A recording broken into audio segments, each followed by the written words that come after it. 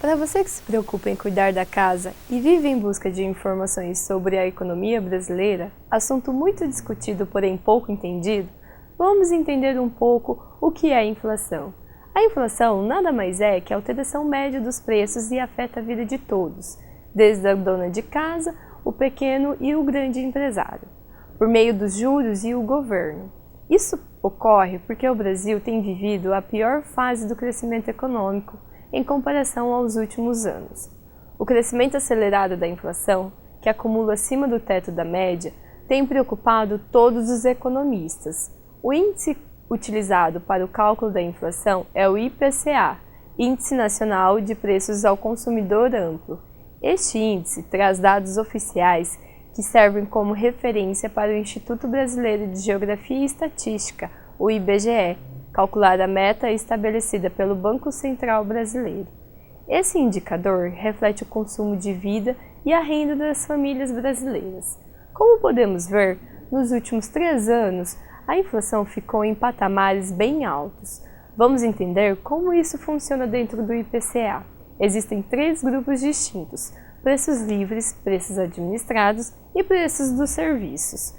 Preços livres são todos os preços determinados pela dinâmica do mercado, quando a demanda de um produto supera a oferta e ele não aumenta sua capacidade de produtividade, como aconteceu em 2013 e 2014. Os preços livres se tornaram sensíveis e aceleraram por conta do aumento da demanda. Os preços administrados são os preços determinados e controlados pelo governo.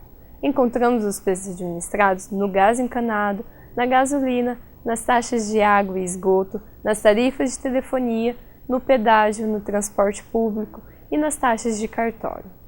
Como estamos vendo, nos últimos 3 anos, eles foram inferiores à inflação. Os preços dos serviços, ao contrário, foram superiores à taxa do IPCA no mesmo período. Os preços de serviços pertencem aos setores intensivos em trabalho qualificado, como saúde e educação, e não qualificados como alimentação fora de casa e serviços como manicure. Todos esses preços são influenciados pelo valor da terra urbana, como aluguéis e estacionamentos.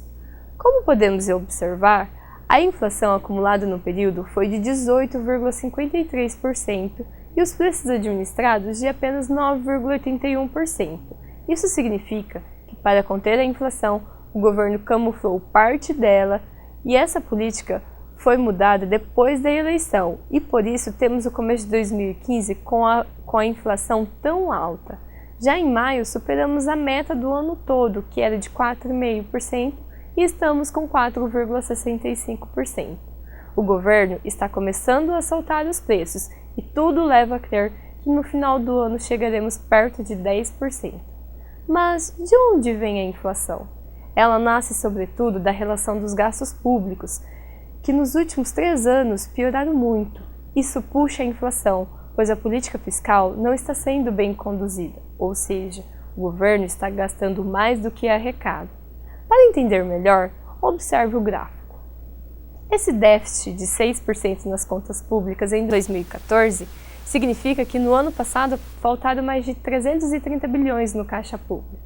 Para tentar resolver o problema, o governo vem aumentando os juros. Essa medida faz a atividade econômica cair e junto dela cair a inflação dos preços livres.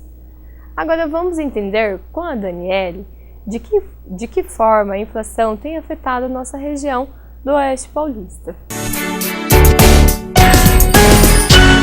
Vimos anteriormente com a Simone que a dinâmica do mercado ocasionou o aumento nas taxas de juros e o crescimento da inflação, afetando o bolso do consumidor aqui em nossa região. Retomando aos preços administrados, como do combustível, energia, impostos, entre outros, e o conjunto de fatores, como a crise hídrica, que afeta vários setores e atinge diretamente o bolso da população, esses aumentos colaboram com o crescimento da inflação, visto que o acumulado da inflação chegou em 18,53% nos últimos 3 anos, e o governo não pode mais represar o aumento nos preços administrados. Ele está utilizando outra ferramenta, o aumento na taxa Selic. Dessa forma, quando o consumidor procura por crédito, se depara com os juros altos e menos facilidade na liberação de crédito.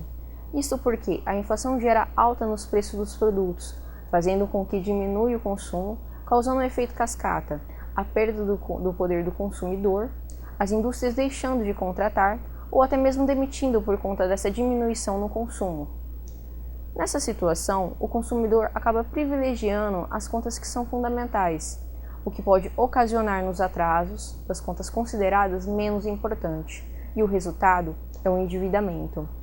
Analisando o último ano, entre janeiro de 2014 e janeiro de 2015, tivemos uma recuperação de crédito de 9,4% e um índice de negativação de 10,3%.